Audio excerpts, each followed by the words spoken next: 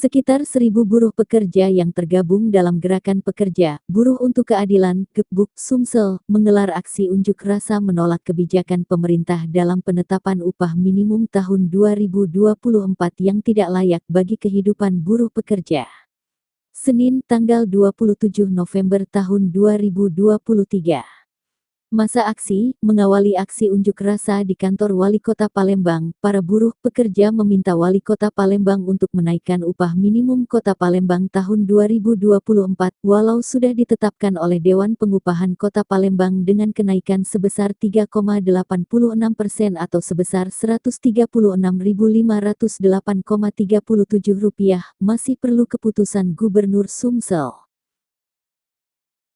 Setelah dari kantor Wali Kota massa bergerak menuju Simpang 5 DPRD Sumsel, sambil membawa replika keranda mayat sebagai simbol matinya rasa keadilan bagi para buruh pekerja di Sumsel, yang oleh buruh pekerja dibakar di depan gerbang pintu masuk kantor Gubernur Sumsel.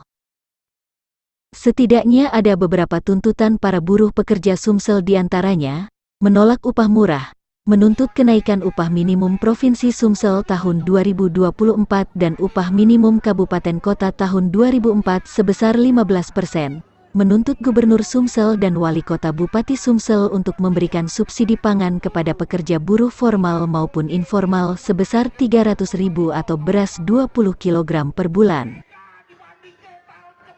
Sementara itu, pihak pemerintah daerah Sumsel Gubernur Sumsel diwakilkan langsung oleh Kurniawan, Asilaten 3 Pemprov Sumsel, terkait apa yang menjadi tuntutan para buruh pekerja Sumsel, mengatakan apa yang dituntut akan disampaikan ke Gubernur Sumsel untuk ditindaklanjuti.